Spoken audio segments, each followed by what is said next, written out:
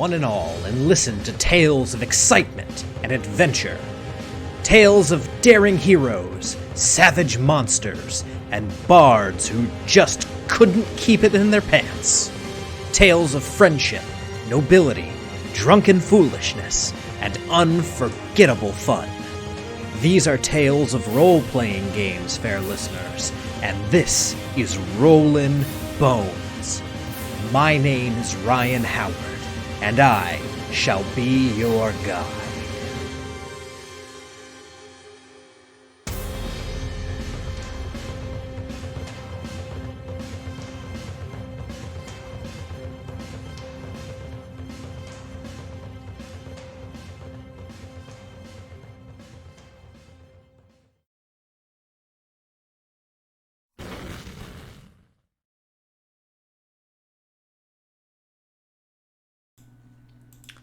Good evening, Boneheads, and welcome to Rollin' Bones with Ryan Howard, your source for the best in RPG interviews. My name is Ryan Howard, I am your host and king of the Boneheads, and joining me this evening, kind of a last-minute pulled-together interview here, because Jim's got something he wants to share with everyone as far as a Kickstarter campaign coming to a close, but I'm bearing the lead here because, ladies and gentlemen, we have the creator of Mutant Crawl Classics, the legendary Jim Wampler. Jim, welcome to Rollin' Bones. Thank you for having me on, Ryan. No problem at all. Thank you for agreeing to come on so quickly. I thought when I sent you that message, we'd be scheduling something for April, but you were ready to go right now, and that is awesome. It was just synchronicity. I came out of Gary Con without anything to do today. Mm-hmm. Absolutely. Absolutely. So I guess thank you, Sting, for that synchronicity? Yeah, or Carl Jung. One of the Carl two. Jung. Absolutely. All right, so Jim, we're going to kick this off the same way we kick off every single episode of Rollin' Bones when we have a new guest on. I've got these questions. Everyone gets asked, so let's begin at the beginning. How did you find yourself in the world of RPGs?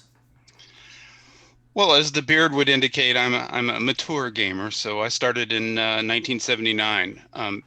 I grew up in rural Kentucky, so although I was of age to play D&D much earlier, D&D didn't penetrate to Frankfort, Kentucky, and I found it in college, where I met a bunch of guys in 1979 that had been running D&D for years.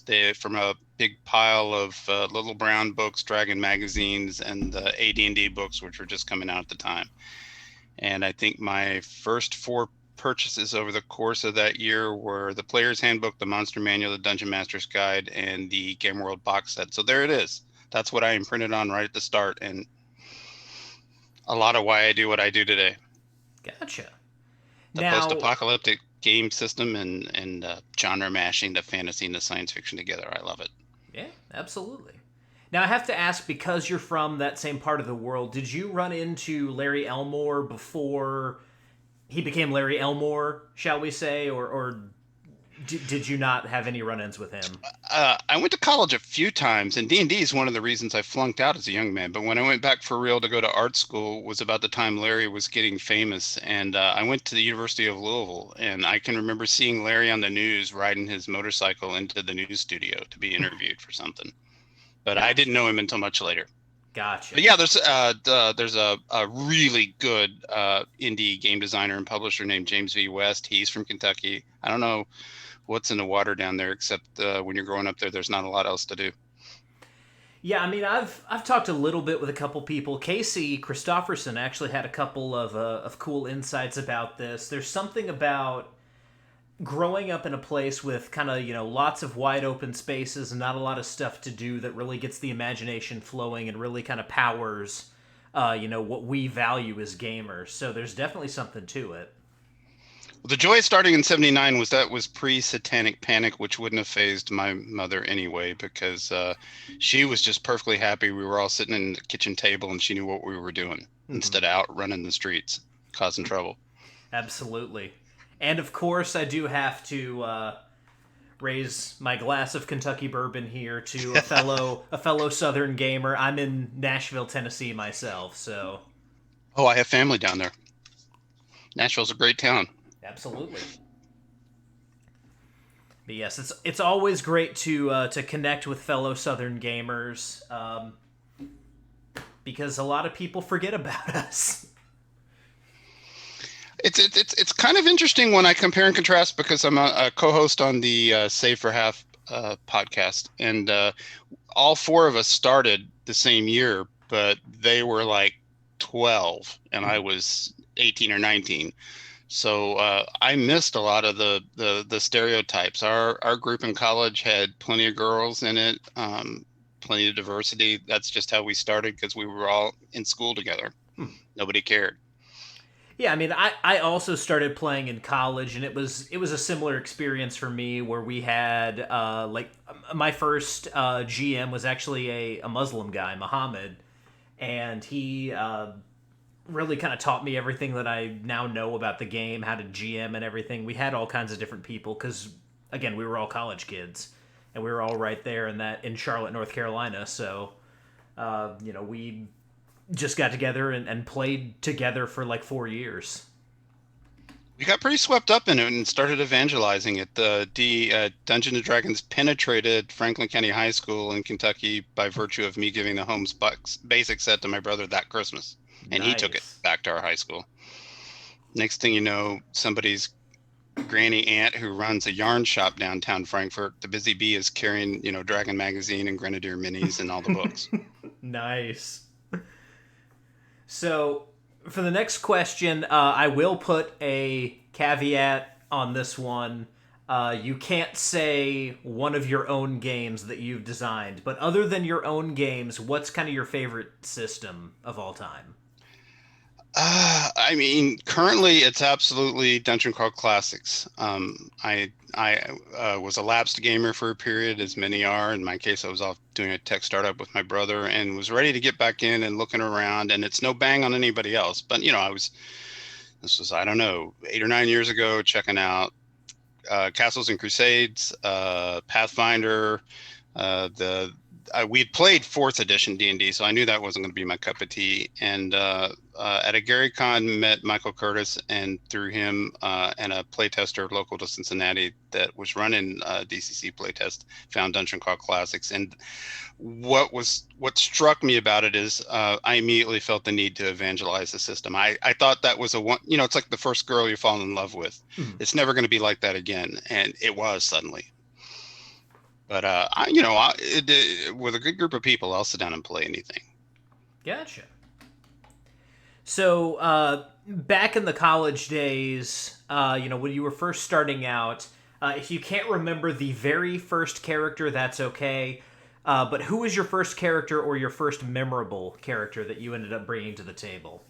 Oh, my first DM said, "Okay, you're going to roll up two characters to start," and I'm like, "Why am I rolling up two?" And he's like, "You'll find out." So, Fred the Mage stepped on a thorn and died immediately, and my first real character became Flavin, son of Ribo, who was a bard the hard way. 5 levels of thief, 5 levels of fighter, and then on to bard. Oh god, So I love ironically, my that. first, even though I'm infamous for playing spellcasters now, my first character had to wait 10 levels to throw a spell. Flavin, son of Ribo. Well, we were young.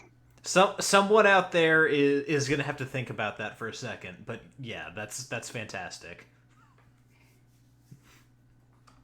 I still have his little Grenadier mini that I painted with Tester's paints, like everybody did stupidly the first 2 or 3 times. I painted my first mini 3 years ago, and I even for the first time used the tester's paints, which was a mistake. Oh, So, no, but such a tradition. You're in good company. I mean, Jolly Blackburn, we trade stories like that all the time.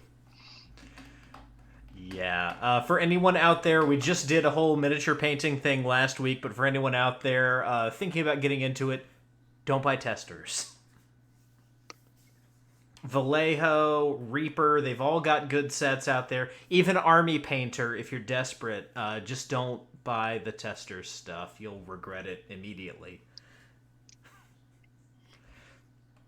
So, Jim, a lot of people who come on the show, especially designers, kind of end up in the DM's chair forever. And a lot of people who end up in the GM's chair forever develop these NPCs that they like to bring from game to game. So, do you have any forever NPCs, any characters who will always pop up to aid whatever party you're running for? I run so many convention games now. I'm trying to think. The last really good long campaign was the playtest campaign where we developed Mutant Card Classics here at a local game shop, uh, Gateway Games and more. And my players chewed through the NPCs. I didn't really have a recurring NPC in that campaign. I'm good at in other people's campaigns of being the player that, okay, he's dead now. No, a couple years later, the DM brings him back because they just need a spellcaster that'll do insane things. Gotcha. So, a lot of your players are just like, oh, shopkeeper, he's dead now. Well, when we first got into Dungeon Crawl Classics, we it took us so long to get the hang of the rule set that we depopulated our home village by about 45%. We killed 47 level zeros getting through Harley Stroh's Sailor of the Starless Seas the first time. Oh my god. Because we'd misread some rules. That's great. Some of these. How familiar are you with the Witcher franchise, TV show, books, any of that? I've not seen or read any of it, but in general, Henry Cavill, right? Yep. Yeah. So the main character of that show, Geralt of Rivia, he's known as the Butcher of Blaviken because through certain circumstances he ended up slaughtering most of the population, if not the entire population, of a town called Blaviken. And when I saw that show, when I read the story for the first time of him doing that, all I could think was how many D&D campaigns have a whole party full of Butchers of Blaviken? Well, I mean, because the group I came up under were all ex-war gamers, we were murder hobos through and through in the day, and I don't have to play that way, but that's still one of my styles. In the name of self-care, committed to a campaign recently as a player, and you know how it starts. I'm going to get into game design, then I'll game all the time. Well, it doesn't ever work out that way. And then, like you said, if you're a designer cat, you'll end up running all the games. Well, this is a game run by Skeeter Green. I know you know him. Oh yeah. With the adult players are me, Ian McGarty, and Rocky Gardner, and their two of their 10-year-old children, 10-year-old boy Hanson and a 10-year-old girl Siobhan. And the party has quickly factioned into me and the 10-year-olds on one side because we just want to slit everything's throat and steal their stuff. I love it. I love it. That's great. Because you don't have to teach a 10-year-old how to murder hobo. It just comes natural. Oh, yeah. I've got two friends who kind of started this whole after-school program where they're running an RPG made for kids, like for school groups. And it's a lot of those instincts are just present when you bring something like that to the table. Those kids are a joy to play with. I mean, like, you know how it goes in modern 21st century. It's supposed to be a weekly game, but life happens. Mm-hmm. And if Ian or Rocky can't play, I'm still in, but if the 10-year-olds can't play, I'm out. Absolutely. So you've hinted at it a little bit, talking about kind of the murder hobo stuff that you grew up with, but if you had to describe your play style as a GM when you're running games, how would you describe that? Old school in the sense that don't ask me if you can do something. I mean, it's not like I'll get mad. I'll just say, well, you can try anything. You tell me. Your job is to sell me on what you want to do, and then we'll figure out some dice rolls and go from there. But I will be completely open and honest about this. The trick is to maintain the illusion that you're a killer DM, only because it increases the drama. Mm-hmm. I roll my dice right out in front of the screen, so there's no doubt on whether or not I'm fudging things. Plus, I'm old and savvy enough, I can put modifiers on it and still fudge a dice roll in front of the screen. So, but as far as the, at a con game, I just try and suss out the table. If they want to murder hobo and blow the reactor, that's fine with me. If they want to be very thoughtful and talk to every NPC, I'll do as many voices as I can. They'll all sound like old Hanna-Barbera cartoons, but I want to go. I want to go with the flow. The key difference I noticed is in the early MCC days, I had to watch play testing with my home group because they'd become very accustomed to me, and I'd become very accustomed to them, and it was take no prisoner style back and forth, which sounds adversarial, but it's not in the way people get into flame wars about. It was fun, just who can outsmart who.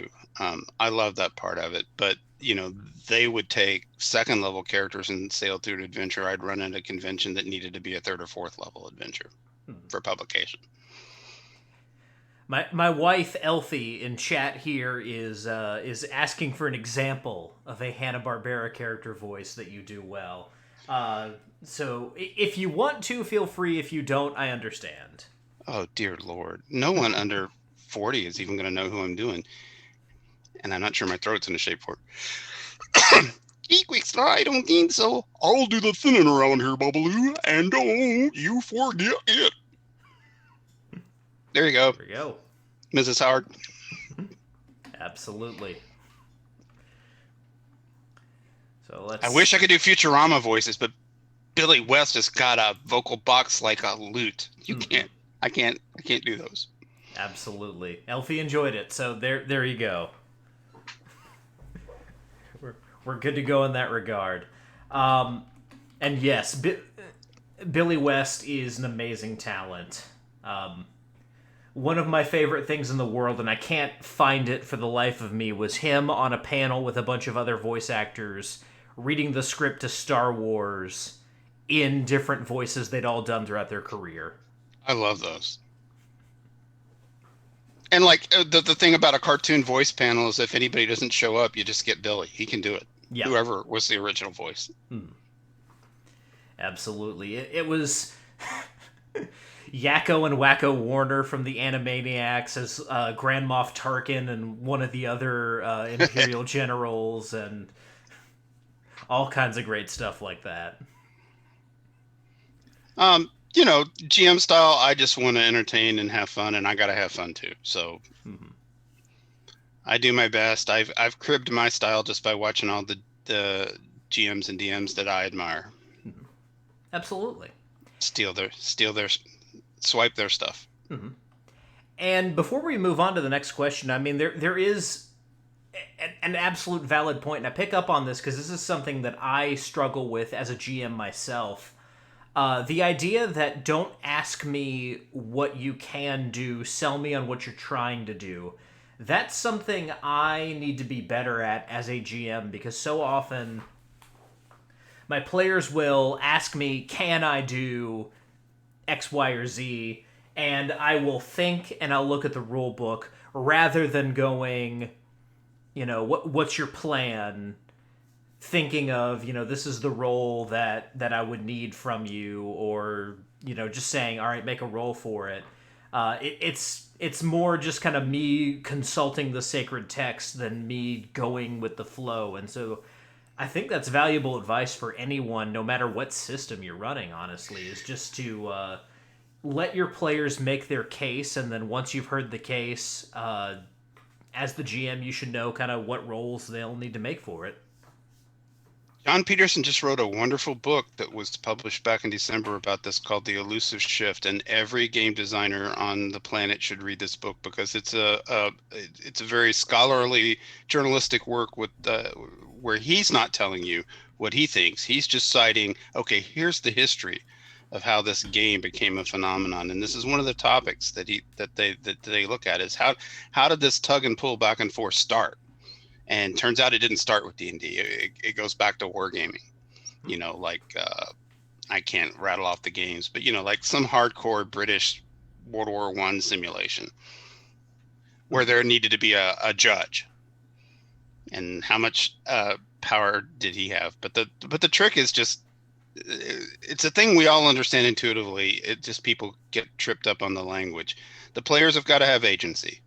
They can't be my show and you're just robots running around, and you want to just provide them with a sandbox, but sometimes the sandbox needs to go a certain way, and I just try and stay flexible, because everybody's favorite story about stuff is always when things go off the rails.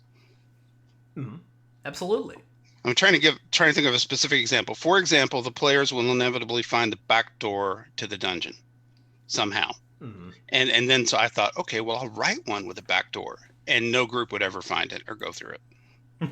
So it's that kind of cat and mouse. Mm-hmm. Absolutely.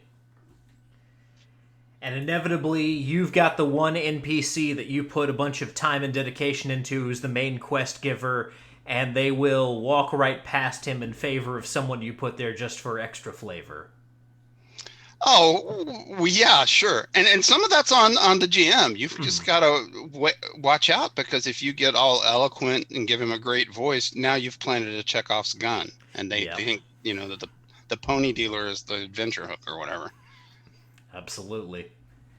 So, for someone who's been gaming as long as you have, and someone who ended up going into this and doing this professionally, this might be a difficult question, because people who dedicate themselves to that degree, to this hobby, have a lot of fond memories tied up with gaming. So, if you had to pick kind of a fondest gaming memory, what would that be?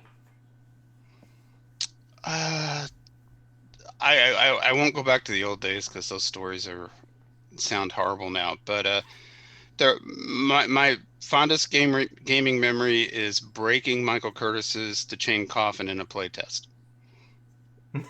And I had already been the Rick Hull, the guy who was the Goodman Games designated playtest runner.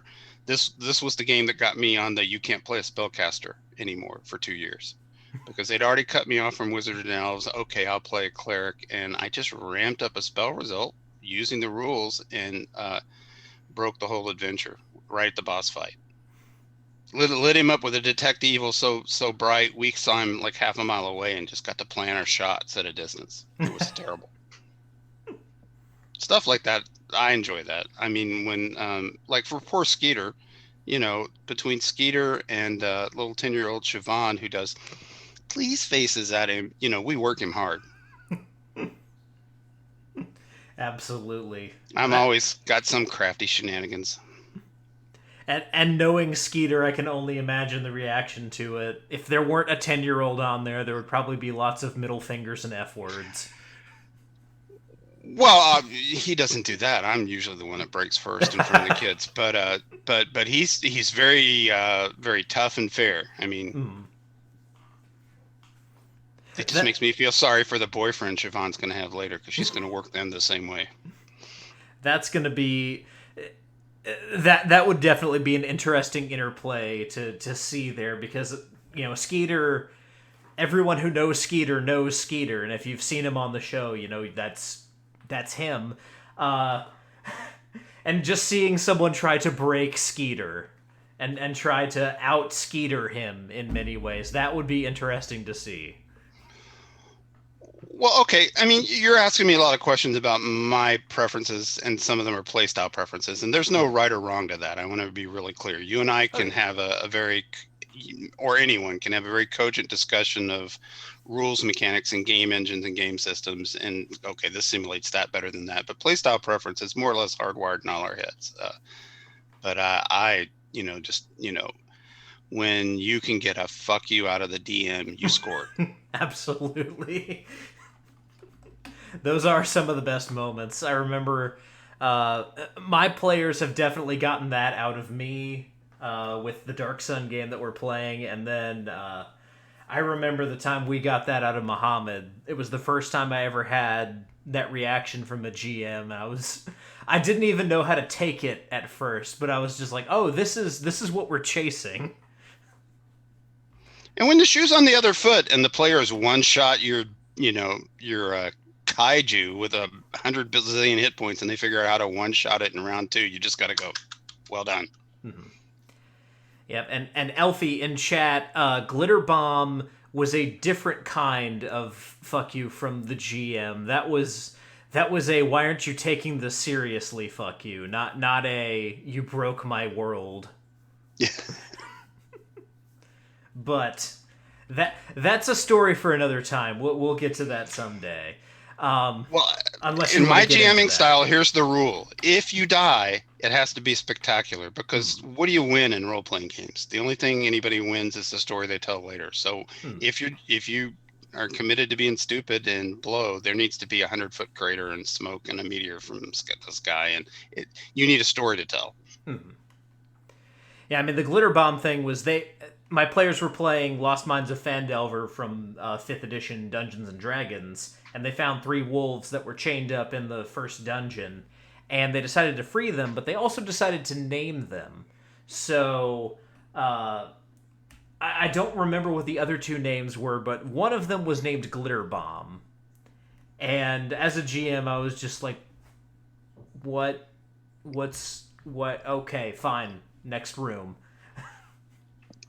That was one of our rules from the 70s and 80s, is never name your mount, because as soon as you give a horse a name, next thing you know, it's on fire. Yep.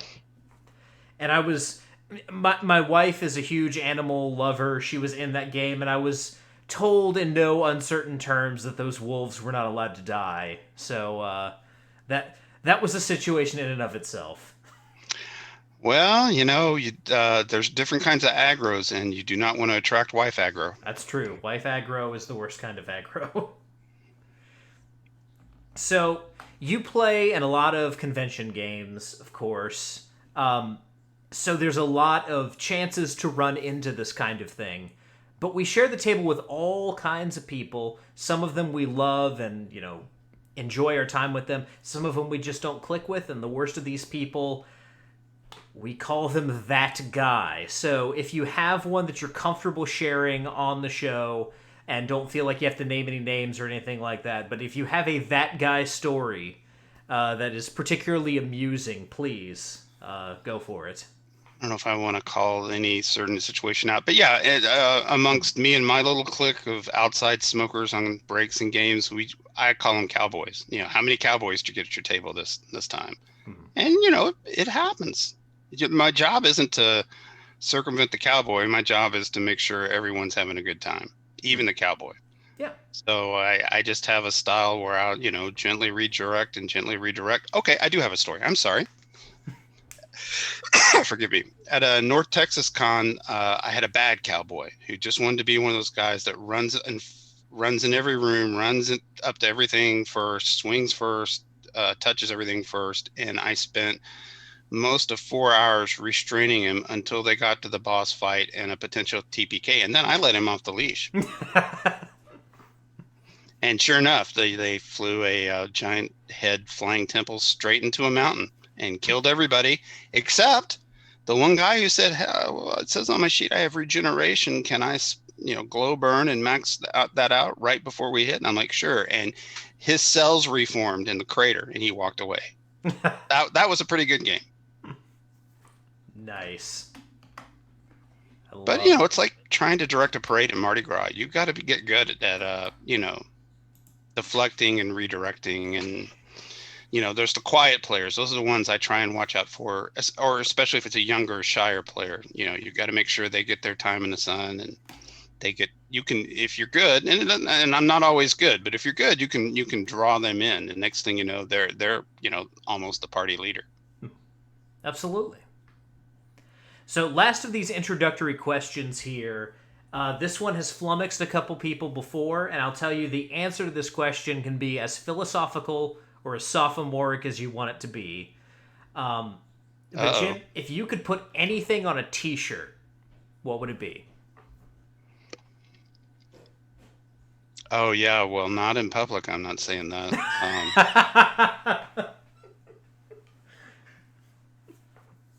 Oh, you just caught me flat-footed.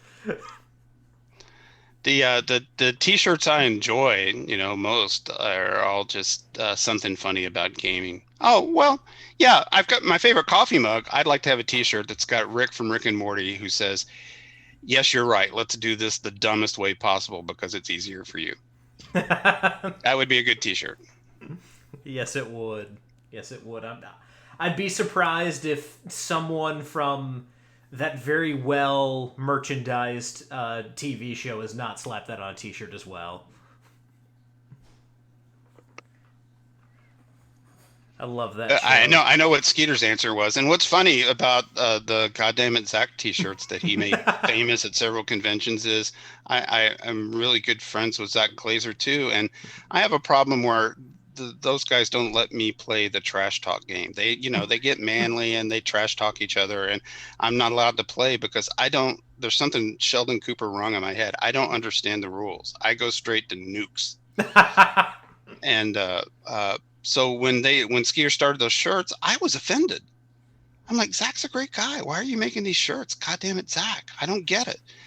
And then I became a partner at Frog God Games at one point and worked closely with Zach on a lot of projects. And then I got it. Absolutely. And I will never forget when I brought Zach on the show. I don't think he knew that I knew about it because I'd had Skeeter on before. And I dropped that bomb on him, and that was a great moment. His perception of that phenomenon is fantastic. Well, I mean, you can't argue with the results. It turned into a YouTube channel. So Absolutely.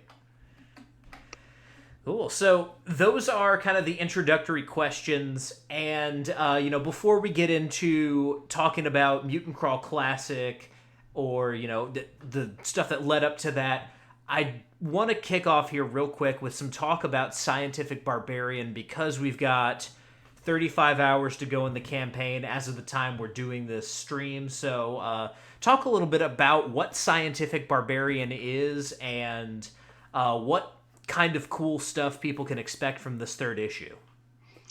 happy to. Scientific Barbarian is a post-apocalyptic role-playing magazine, and magazine just means it's fancier than a magazine, but not as great as a magazine. Fancier than fanzine, so kind of a prozine. I like saying magazine, so I just say magazine. Every issue is like 80 pages, and one of the mission statements is to encourage genre mash, and I'm not sure we've lived up to that. So issue 3 is our start in that, where we have a great article by Daniel J. Bishop called "You Got Data Chips in My Elixir." That's a whole article about how to do it, because to some generations of gamers, this is a fantastical new concept when it was baked right into the Dungeon Master's Guide back in the day. I mean, Gary had the rules in the back. Okay, take your players to Boot Hill, take your players to Gamma World. But it's just my little, pale limitation. And I say my, but it's a whole team of artists and writers are the main reason it's blown up like it has.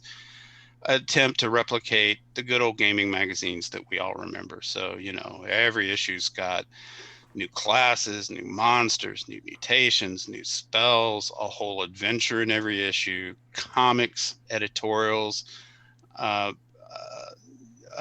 guy writing genre media reviews related to the post-apocalyptic genre that are too good to be in a gaming magazine. I mean, he could have these printed everywhere, but he happens to be a friend of mine and he's letting me print them. Like a critical examination of Zardoz. I sent that thing to Tim Kask. I'm like, this is too good to be in a gaming magazine. And Tim's like, you got that right. Comics like Jolly's doing little episodes of Knights of the Dinner Table, and Travis Hansen, whose work I adore, Life of the Party, has his own strip in there, and Dan Smith. So art heavy, super creative stuff, and you could jam that. I mean, if you're running an MCC game or any other D20 based post-apocalyptic game, it's just a steady stream of great content you can jam in your game, and you could put that stuff in D&D like that. Absolutely.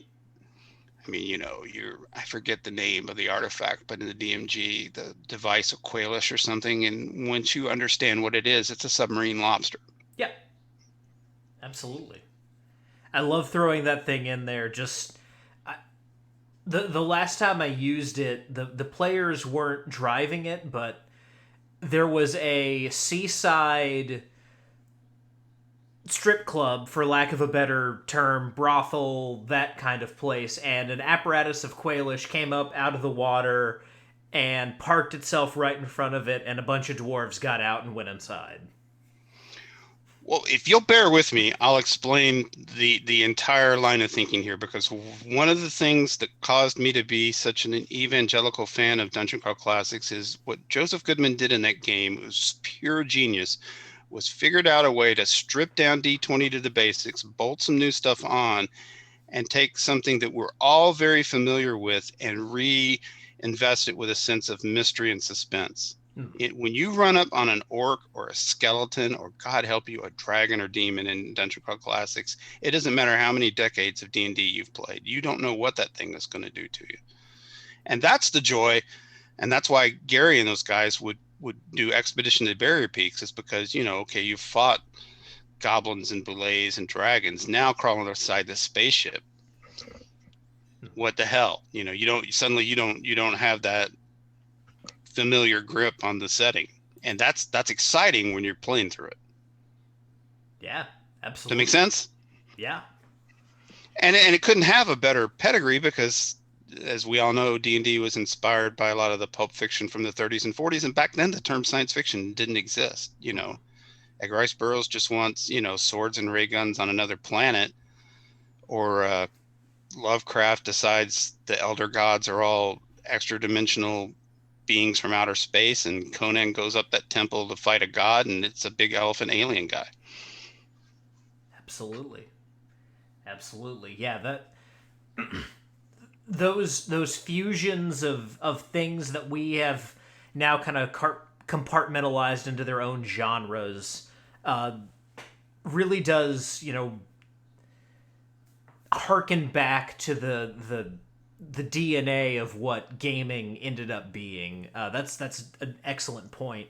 And having recently gone back and started my own exploration of Robert E. Howard for very personal reasons, seeing a lot of that fusion, even in Solomon Kane, you get a lot of kind of the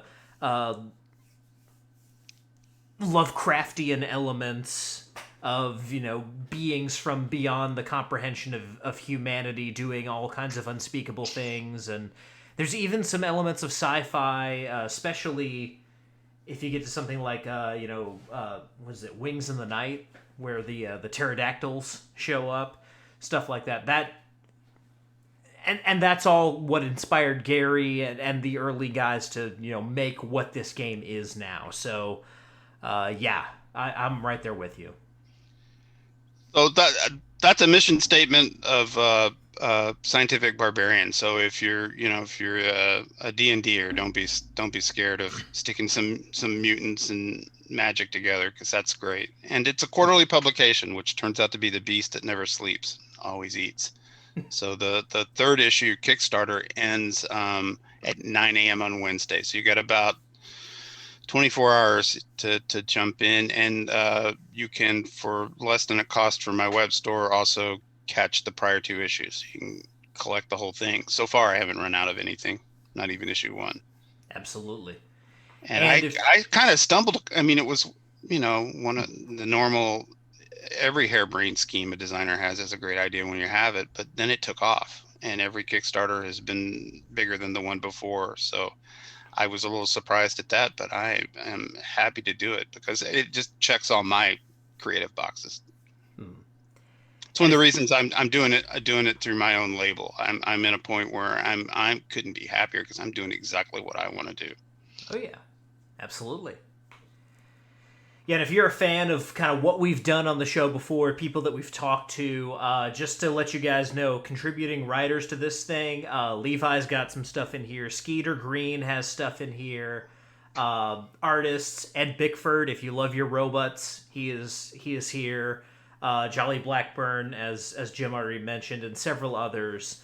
This is really, a great package. A lot of talented people here contributing to this thing. So, definitely jump on this. And if you missed the first 2 issues, there are packages where you can catch up on them, especially in they're available as add-ons, right? The first 2 issues? Yeah, it's the new Kickstarter thing. I don't even know if they've released it publicly yet, but I weaseled my way into the beta. You can just add them on in your pledge. No backer kit, none of that horsing around. Just check a box.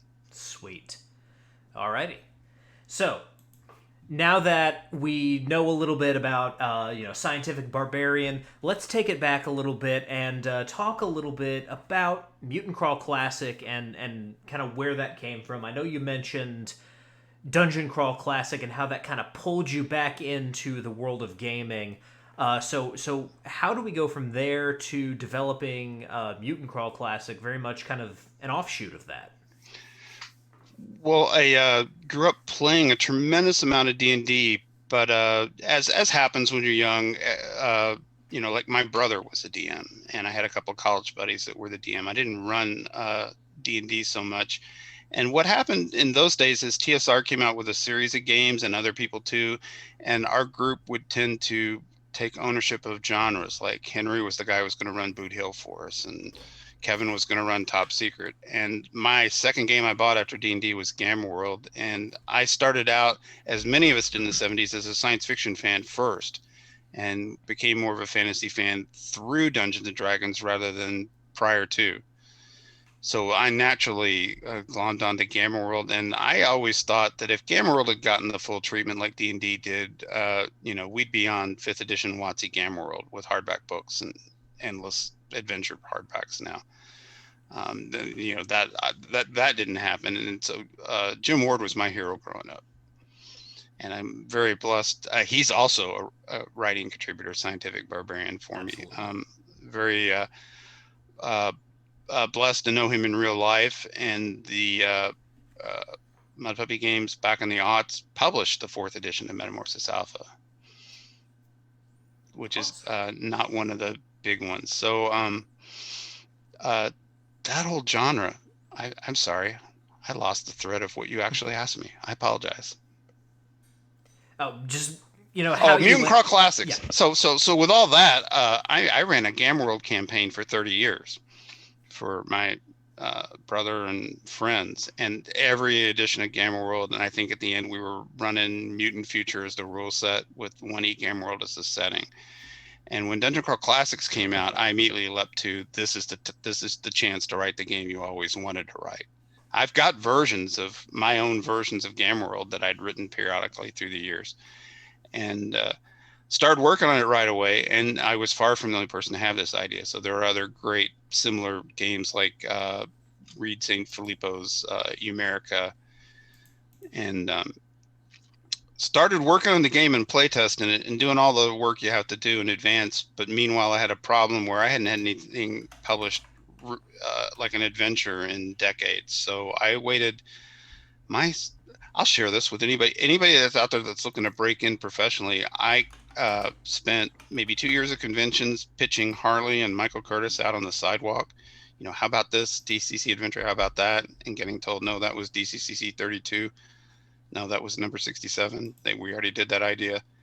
And when Joe Goodman did the Kickstarter for the big deluxe Metamorphosis Alpha hardback coffee table book that had like the reprint inside, I watched that Kickstarter until it blew up so big they went one stretch goal past the number of writers I knew they had, and I pitched an adventure. And Joe said, "That's great. Can you have it done in 30 days? Write it up." And I got my foot in the door, and then I just had the game maybe 85 or 90% done and Mutant Crawl Classics and presented it to him, and he bought it. Awesome. Next thing I know, I'm laying out and designing a whole product line. Cool. The intention is to write the biggest Valentine to Gamma World I could. So it's just there's no genius to the idea itself. It's just let's smash Gamma World and Dungeon Crawl Classics together. Absolutely. Now, I know, like you mentioned, you'd been a lapsed gamer for a little bit. What was it that kind of, took you... You mentioned, going to join a tech startup, but was there anything in the gaming world particular that kind of turned you off for a while to gaming that, DCC kind of brought you back into? Was there anything like that, or was it just, no time to game? Well, we were joking around about synchronicity. It was just synchronicity that when I was ready to jump back in, that happened to be within a year of Dungeon Crawl Classics debuting, and whereas I was on in the local game stores looking at other products, that one found me because I met Michael Curtis at GaryCon. I think my first GaryCon 4, which would have been about 2012. So nothing drove me out of gaming. I mean, because in some ways we were hardcore. I've played every edition, including 5th edition. When 4th edition came out, first thing I mean, that's the lapsed gamer zone, but that didn't stop me and my brother and my nephews from going and getting all the books and giving it a run. Yeah. I just wasn't a regular gamer for a while. You know how it is. I mean, some people it's okay. Now I've got my real job and career, or I've got kids that have to go to soccer. In my case, I became a web designer, and then my brother and I did a tech startup. Yeah. And gaming is something that takes a lot of time, and some people like to take a lot of time to prepare their games and prepare little details around their games. So when real life steps in, what's kind of the biggest unnecessary time sink that you can cut out? For a lot of people, that's going to end up being gaming, unfortunately. Well, I mean, I don't want to speak heresy on your show, but real life takes precedence over hobbies. Yeah, You know, absolutely. that's part of the dodge is, okay, I'll make this game design thing my career. Now I got to do it. Mm-hmm. Now I'm supposed to. Yeah. Yeah, absolutely. As much as I wish it did, rolling dice does not pay the bills for me. So yeah, I definitely understand that. Getting in the way. Fortunately, that hasn't happened to me just yet. I fear that day, though. Well, I'll tell a story I shouldn't tell. I was contacted last week by a gentleman who turns out is the design director for Scientific American Magazine. He sent me a blind Facebook friend request and a message, and I almost had a heart attack. I'm like, oh, am I getting a C&D? And no, he's a guy, they saw like a Facebook ad or something, and they all think it's great. But then I go into gym mode, which is, okay, you're not playing D&D anymore. Well, welcome to your new DM, kind of thing. And I start chatting him up, and he was like ashamed. No, we had so much fun in college, but I just, I haven't played in 10 or 15 years. I'm like, that's normal. That's standard. Happens to most of us. You'll know when it's time. It's there anytime you want it. Absolutely. I mean, I'm sure you have a comparative set of things, but if you'd have told me when I was 19 in 1980 that later I would be gaming through a computer online anytime I felt like it, these virtual conventions and Zoom and Roll20 and all that, that's just what I just said. You're a liar. Mm-hmm. Yeah, it's frankly, it's amazing how easy it is to find games now. And then with just the abundance of games out there available online, how hard it is to find that game for some people. But yeah, I mean, we definitely are blessed in that regard, that there's so much out there that we can just consume almost at will as far as gaming goes. So yeah, I mean, I'm stuck with my seeing the world through my own glasses, but it's an embarrassment of riches. And I struggle with understanding people who have to have a problem with everything, because I mean, there's never been a better time to be a gamer. And however your tastes run, it's out there. And just game. Yeah, absolutely.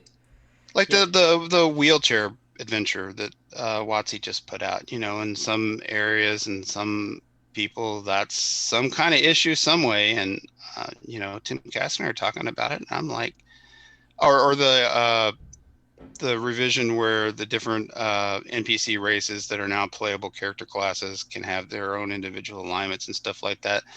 I mean, however I would personally design a game or prefer to play it, it's their game now. It's that generation's new game, and they're out there doing new creative stuff. Let them have it. Quit griping about everything. Mm-hmm. Yeah, and that's one of the beautiful things about this hobby. If you don't like something, rule zero is always it's up to the DM. What does and does not happen at the table, no matter what system you're playing. So, if you and your friends don't like something, there's tons of other games out there. There's tons of revisions that you yourself can make to a game. You can just not use whatever rule or whatever thing is in the book. It's a very freeing experience in that way. You just have to, have the right mindset when it comes to gaming, just to know that ultimately this is the freest possible hobby that we could ever have, because everything that happens in our minds and in the dice. New So stuff is exciting stuff, and yeah. and you can't invent new things without trying a bunch of stuff. I mean, I don't know. Like a specific example for my personal playstyle preferences, I could probably think hard and give you a, psychiatric diagram of why I almost got addicted to the level 0 funnels in Dungeon Crawl Classics, where most of your level 0s die constantly. I love that, and Call of Cthulhu annoys the holy crap out of me. I can't get into a game where I know I'm going to go insane and my buddy's going to shoot me at the end. But so what? That's just my preference. Some of Skeeter is a good one. Skeeter, damn adores Call of Cthulhu, and he has a great time. Why do I care? Absolutely. I'm sorry, you got me preaching. It's all good. Switching gears here a little bit, just kind of as an aside to games, I want to ask you a little bit about Marvin the Mage, the comic that you have here. Tell us a little bit about Marvin. Marvin the Mage is a lesson in be careful how you design a cartoon character when you're 19, because you may turn into him later. That was just, I was so thrilled with D&D when I first discovered it, that being a cartoonist, I went right off and created a strip and tried like hell to get it published. And he's barely in a couple of issues of Adventure Gaming magazine in some little single panel cartoons. I harassed him casting into printing. I revived the idea about that same time when I decided I wanted to get back into gaming. It's like, well, how do I do that? How do I get my feet wet? I know, I'll take Marvin the Mage and turn him into a webcomic. And that turned into something that started getting me invited as a guest to Gary Cons. And that's where I started meeting people. Excuse me. People harass me now, do some more Marvin the Mage. And I'm like, as soon as I can figure out how Marvin can pay, some bills, I'm all on it. Mm-hmm. Absolutely. Yeah, I mean, it's a great tradition of people who create games and stuff to have these cartoons that they do. Obviously, Jolly has Knights of the Dinner Table. There's Snarf Quest from the aforementioned Larry Elmore. So yeah, stuff like this is always kind of fascinating to me. Well, being a fan of that stuff is why there are 3 regular comic strips in Scientific Barbarian. Because you imprint on what you imprint. Like how everybody's favorite Doctor Who actor usually turns out to be the first one they encountered. Yep. That will tend to be the case. And so when I printed on Dragon magazine, that's what I want to do now. Yep, it's like cigarettes. The brand you start with is your favorite. Well, even into some of the art direction, some of the books I've self-published myself and Scientific Barbarian are very much about diverse art styles and illustrations, because that first monster manual had David Trampier art next to Dave Sutherland art next to Tom Wam art. So there's a guy who's more or less a straight-up cartoonist, a wonderful illustrator, and a guy in the middle. And I love that. And again, this is just my taste, my personal taste. I don't so much enjoy when I open up a 5e book and there's a very house style where it was all done with a digital palette knife. I mean, it's good art. It's very good art, and it's very great. It's just not what I want to do in my stuff. Absolutely. And I will say, as clean as having a quote unquote uniform art style where everything looks the same can be, there's something that, like you said, strikes at the heart of what this industry, what this hobby is. When you open a book like that, or like Levi Combs' Phylactery, or any of these amazing books that we have kind of out of this OSR movement that's been going on for all this time, and you see all of these different art styles that at first brush don't really mix, but as they come together and form this work that is the game that you're reading, they mix in that they remind people of what this hobby has always been, this mishmash of styles into one stew of creativity. And so stuff like that always fascinates me. So I'm glad that you know I'm glad that that's not just me, that this is something that's been going on forever. Because I mean, I've only been into role playing games for 6 years now at most. So seeing that this is just history repeating itself is very heartening to me. Well, I mean, you could compare it to anything: comic books, indie bands, movies. I mean, I never met anybody. I was on the same, like this before I met Levi, who's very focused on the grindhouse thing, because there's a rawness and there's an energy to that, and I love everything that Planet X and Levi does. And plus, I didn't steal him because he still uses him, but that's how I got Ed Bickford. Oh yeah. I was just, like anybody else. I pledged for Planet X background, Planet X Games Kickstarter, and got what I got, and I'm flipping through it. And I'm like, okay, who's that artist? I need that guy. Have you given any thought to trying to steal Adrian for anything in the future? Excuse me. I love Adrian's work, and I worked with him kind of in concert with Casey when I was a partner at Frog God Games. I art directed some cover work that he did, both for Frog Gods and not for Frog Gods, and I love his work. I just haven't gotten around to him yet for Scientific Barbarian. Yeah, his stuff always impresses me, and he's a young guy like myself. He's probably even a little bit younger than I am. I don't remember how old he is, but I love the stuff that he does, and Well, like, you see his covers and he's uber talented, and then you find out how old he is now.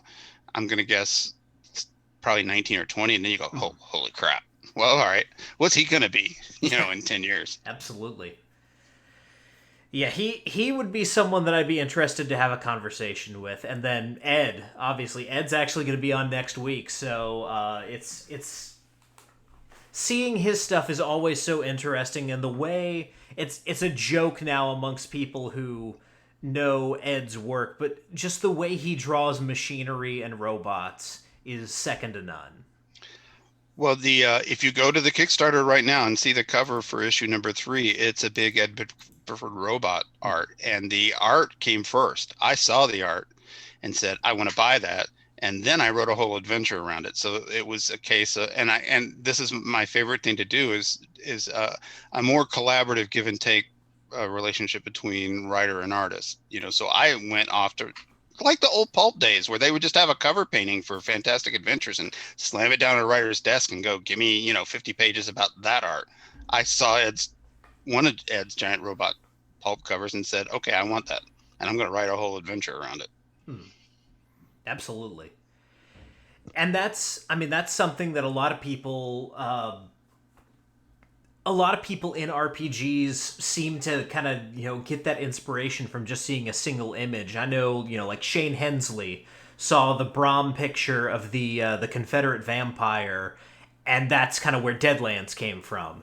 And I know, like, I've seen single images of things and inspired entire campaigns from that. So yeah, there's something to seeing just one image, and people with kind of the RPG brain, for lack of a better term, will go, there's a whole world in here, and I can find it, and I can, build it out of just what I see here. So hearing stuff like that is always cool. I love working with both writers and artists, but it's weird. I don't know how to say what I want to say. I started out as an artist, and I didn't find out I could write until much later in my life, when I did a tour duty at the student newspaper at the University of Louisville, and then ended up running it. That's when I discovered I could write. So there was a point, like in Marvin the Mage, there's a dragon that no one will ever see it. I still have it on my hard drive. There's a Marvin the Mage pitch me and a buddy of mine named Perry Cooper did in the mid 80s, where we tried to get Dragon, and Roger Moore turned it down. And I look at it now and he was right. He should have. And it's written by Perry Cooper, art by Jim Wampler, because at that point I didn't have enough confidence in myself to write my own cartoon characters. So now I'm in a position where I'm working as an editor with writers and an art director with other artists, and I adore it because Ed and I talk the same language. And there's another guy who's sort of on the polymath side like me, Dan Smith. I love working with Dan Smith because Dan is a gifted artist and was the house style guy for Steve Jackson Games back in the GURPS days. Like, I don't know, a third of the art was Dan, but he's also a game designer and he's also a writer. So we can trade ideas back and forth to where you get at the end, you're not sure whose idea it is. So we just say, okay, we'll share this. Does that make sense? Yeah, absolutely. Kind of guy you can just say, okay, I want a new strip.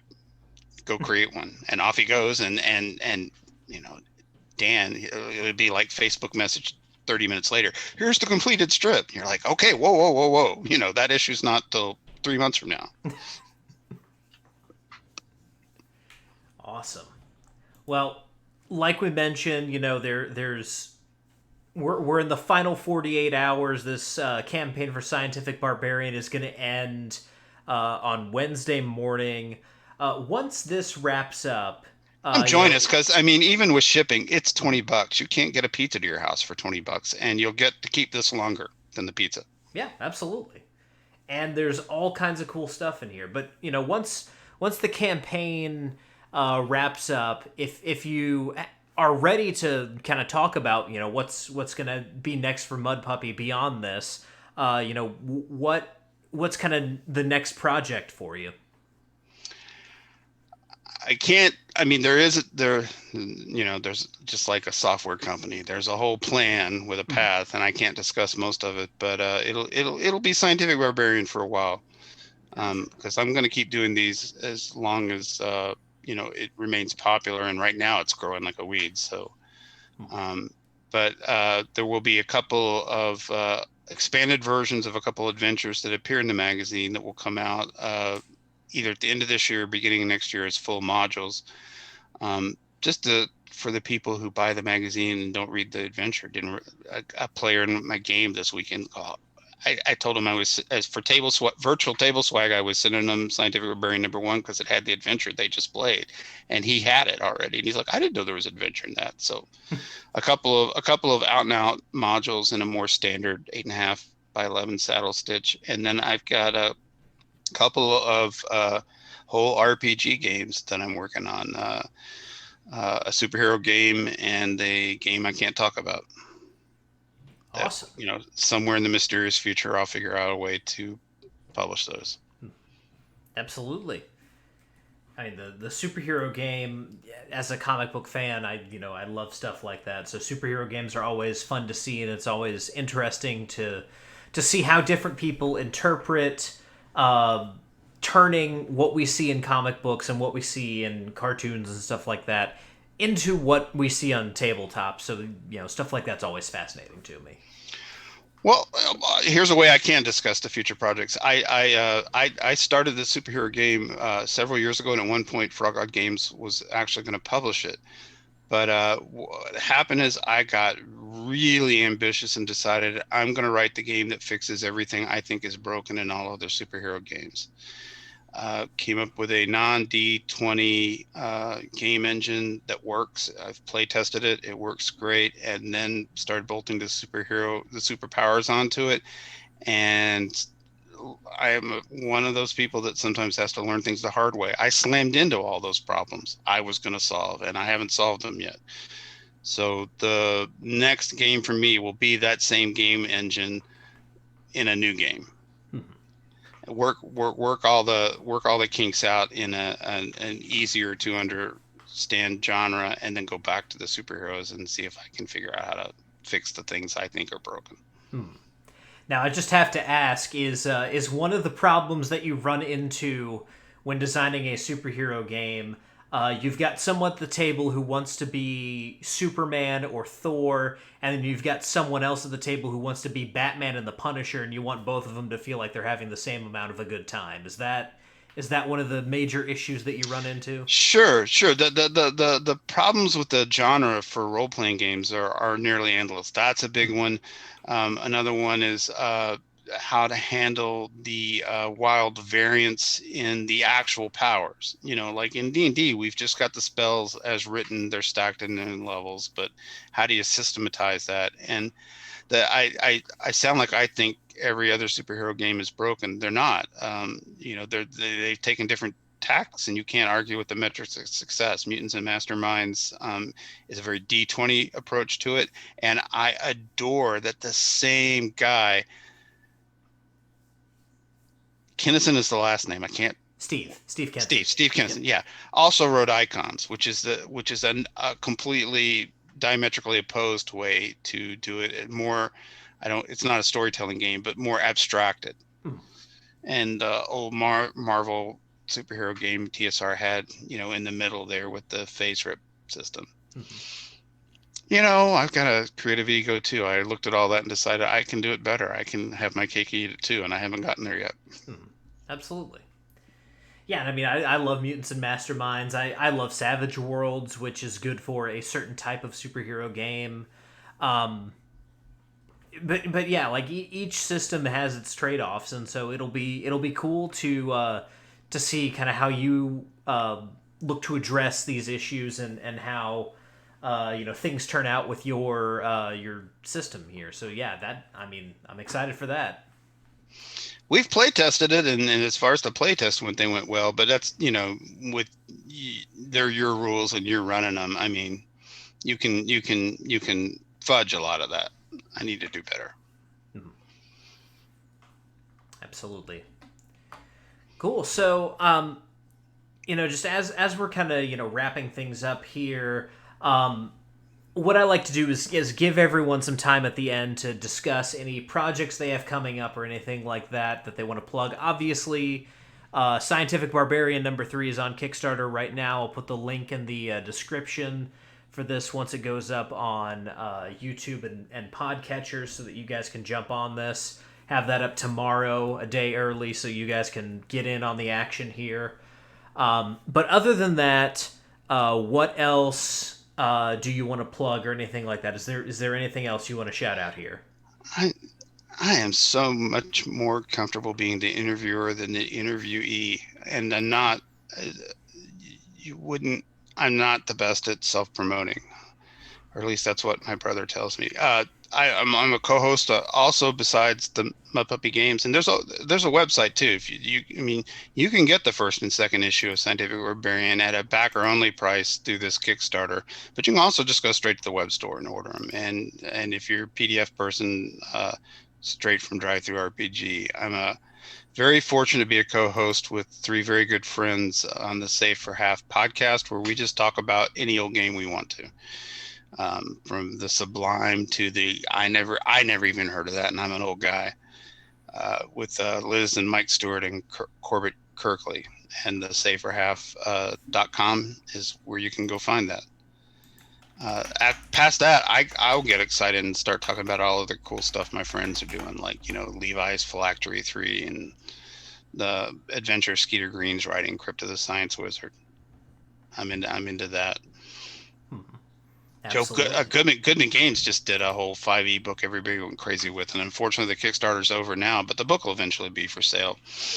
That's a dual version. You can get DCC version or a 5e version, but the thing, if you're a 5e player and you come play a DCC style adventure, you're in for a treat. Absolutely. That's something I'm looking forward to doing this June.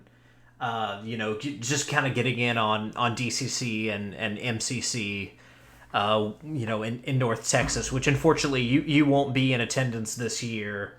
But I'm excited to, try some of these systems that I've heard so much about,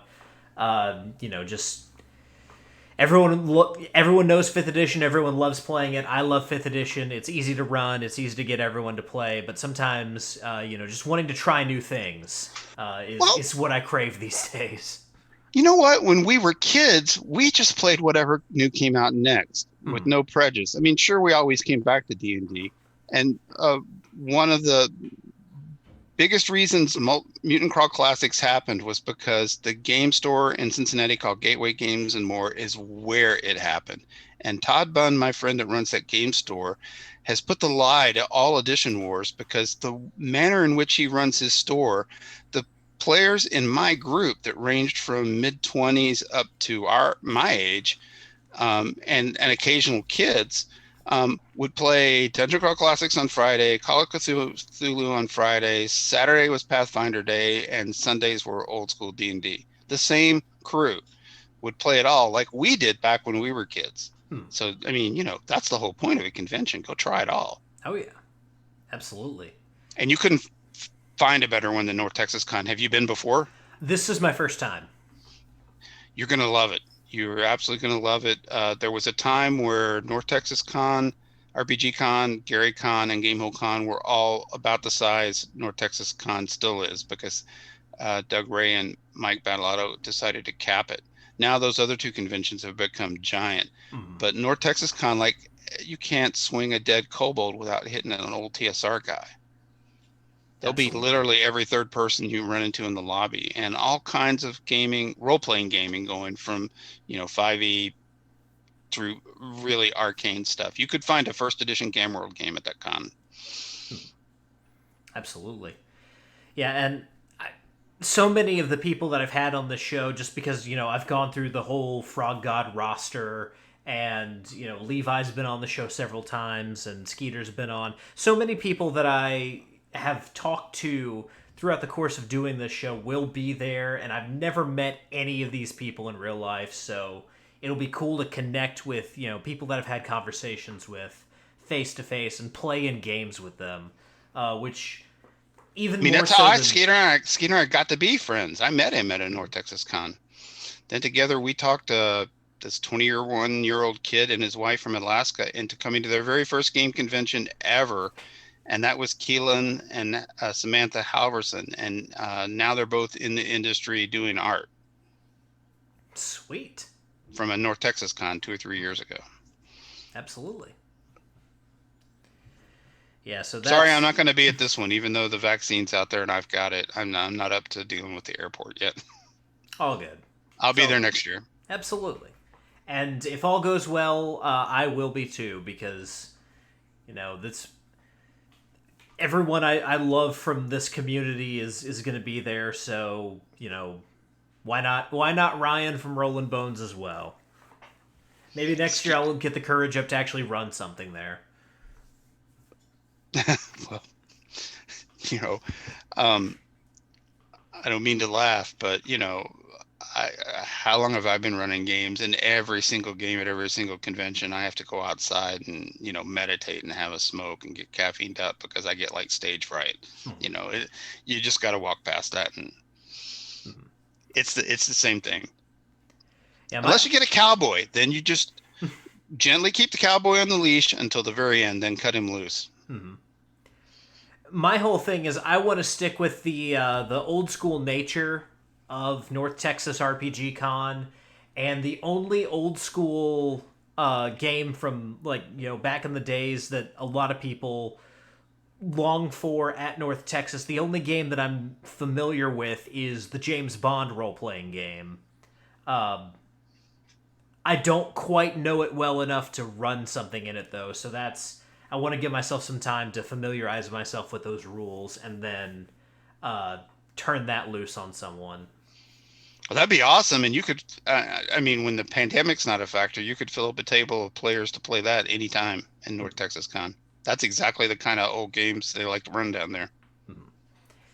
And there's a great modern version of it called Classified. That's just a reprint with all the copyrighted stuff sanded off. So, that's nice. Like how you can still get Phase Rip. It's just not going to have Spider-Man and Captain America in it now. Absolutely.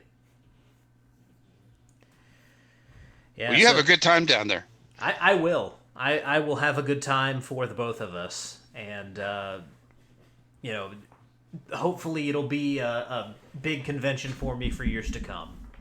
Because I've missed conventions almost more than anything just this past year. Not getting to be amongst my people has been a big thing. I am so severely introverted that sadly I was built for this past year we just had. I'm fine. People can stay 6 feet away from me until the heat death of the universe. I'll be great. But these virtual con games and panel discussions, suddenly I'm seeing the faces that I miss and forgot I miss. So there's nothing like in-person gaming and hanging with your tribe. Yep, absolutely, absolutely. Well, guys, that is going to do it for tonight's episode of Rollin' Bones. Jim, it's been great to connect with you and hear a little bit about what you're working on.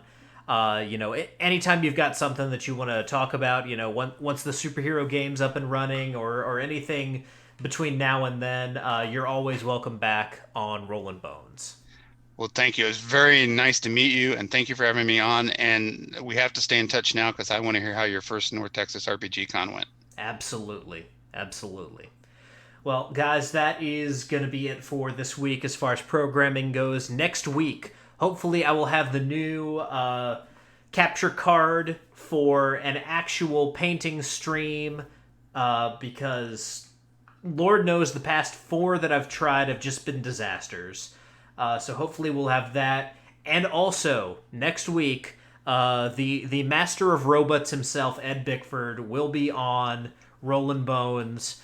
By his own admission, this is his first time doing a show where he is primarily an RPG artist, so it'll be a lot of fun to talk about what brought him to the table, so to speak, and talk all about the work he's been doing with people like Jim and Levi, and how he has found his home in the RPG world. So I'm looking forward to it.